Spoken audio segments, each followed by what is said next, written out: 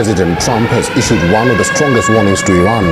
By refusing to back down, Tehran says an attack will unleash a firestorm. Commander of Iran's Revolutionary Guard Corps warned against the move, saying that his forces have their, quote, fingers on the trigger, unquote. Iran has released a video showing how its Fatah missile could potentially split the USS Abraham Lincoln in two during a conflict with the United States. Iran just released what appears to be close-up drone footage of the USS Abraham Lincoln aircraft carrier, and the world is watching to see if this is a legitimate surveillance operation or psychological warfare. IRGC-linked account circulated video they claim shows the American supercarrier accompanied by messaging that leaves absolutely no room for interpretation. Iranian forces know where American naval assets are positioned, and they're ready to strike.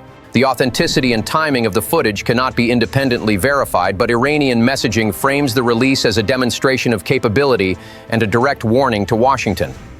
IRGC-aligned social media shared the line, "There is no benefit to hiding," suggesting that even though the Lincoln has turned off its transponders to avoid detection, Iranian reconnaissance assets are tracking it anyway. According to posts circulating online, Iran says the footage is not recent, but officials stress the message is about readiness rather than a record of current operations. Share this with everyone you know, because what Tehran wants Washington to understand is crystal clear. Iranian naval movements are being monitored continuously, and the element of surprise that's often considered essential to military operations may not be available to American forces if conflict erupts. Before we break down exactly what happened and why this matters so much, please make sure you subscribe to the State's Brief Network. We're giving you the real analysis that nobody else will touch. Iranian officials stress that the video is about readiness rather than documentation of recent operations, and here's why that distinction is critically important.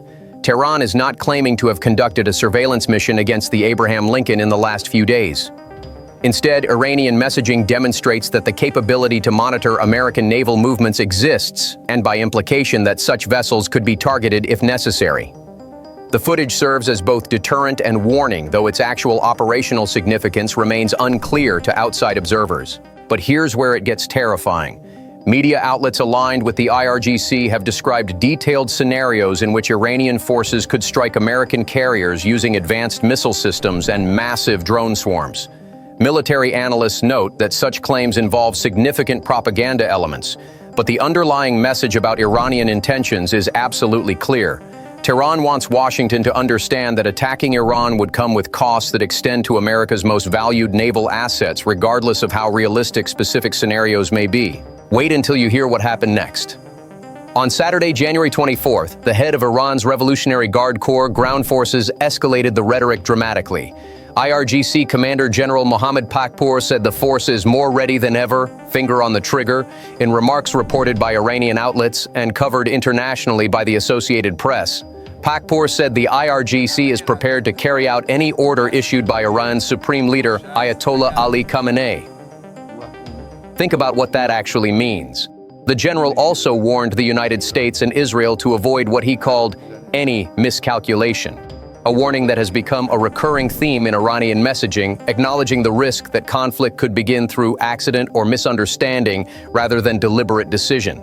In an environment of heightened military readiness on both sides, with American carriers approaching and Iranian forces on maximum alert, the margin for error has shrunk to almost nothing. Pakpour's statement echoes what Iranian officials have been emphasizing for weeks, that Tehran views the current moment as potentially decisive and is prepared to respond with overwhelming force if attacked.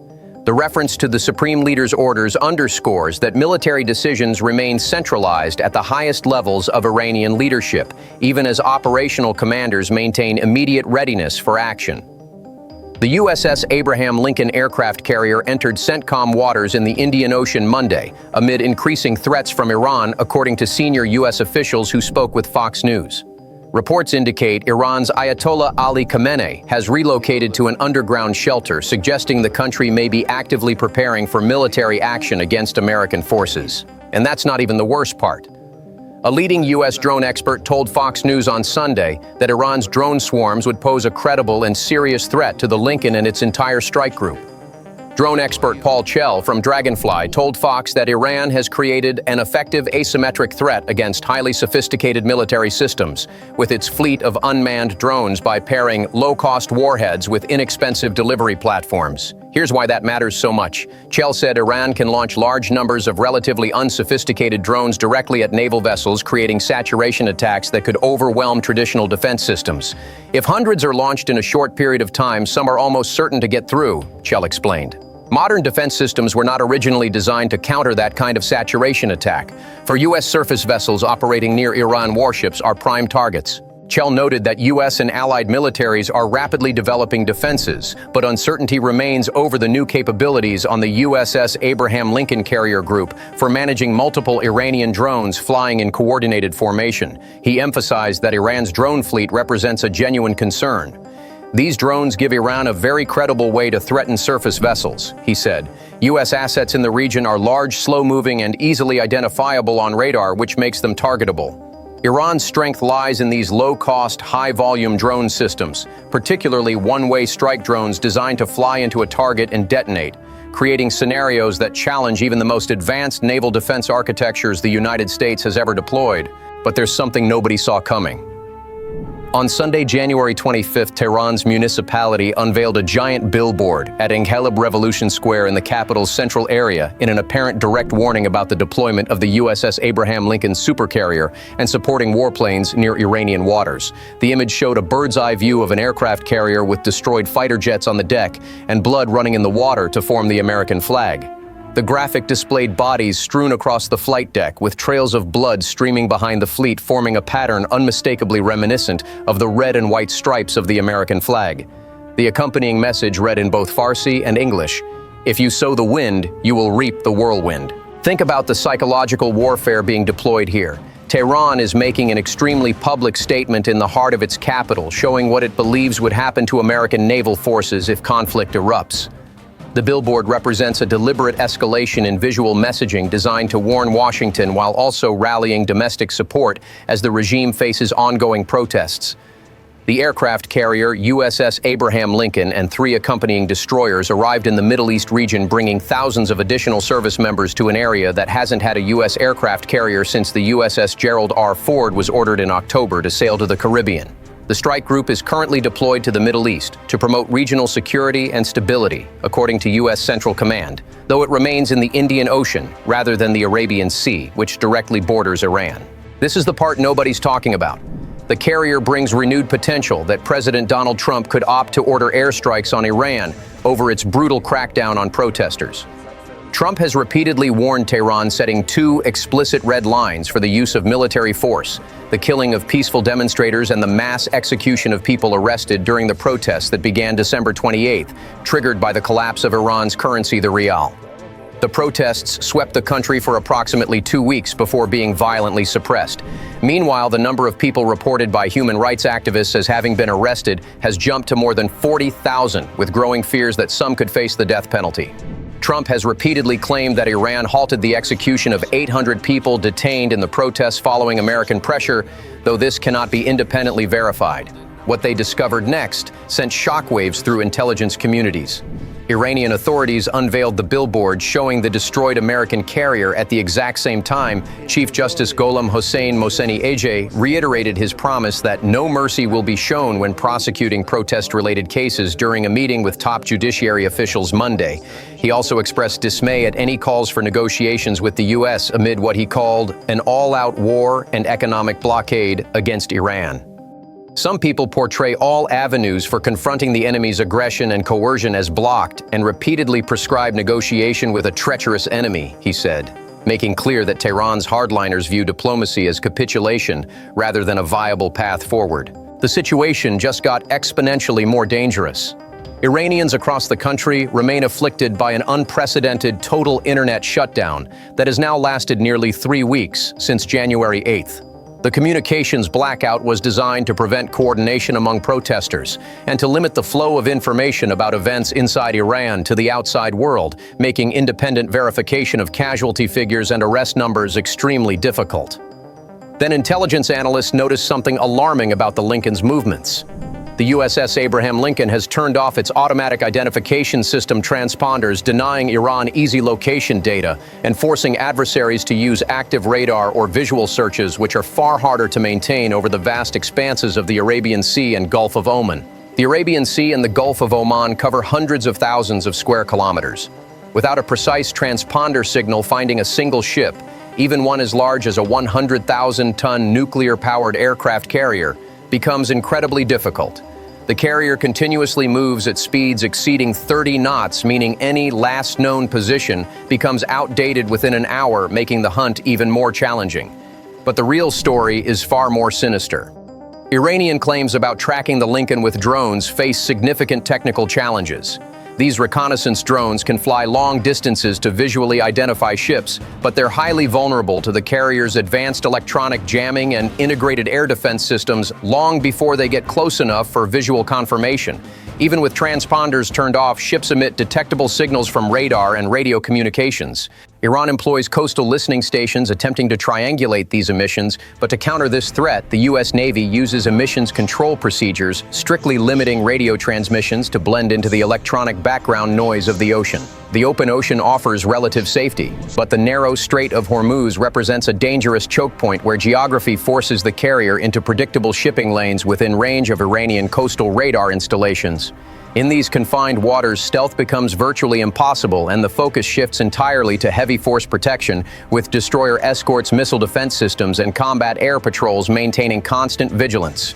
Iranian state media frequently releases footage claiming their drones have flown over U.S. carriers undetected, though American military officials dismiss most such claims as propaganda, using old footage or manipulated imagery.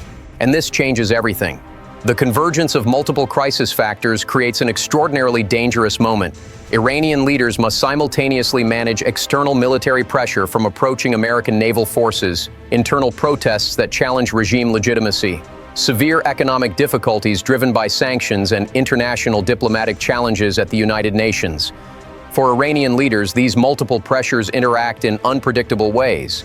External threats could potentially rally domestic support around the flag, or they could accelerate internal fragmentation if the population views the regime as recklessly provoking conflict. Economic hardship drives protests, but military conflict would almost certainly worsen economic conditions, creating a vicious cycle.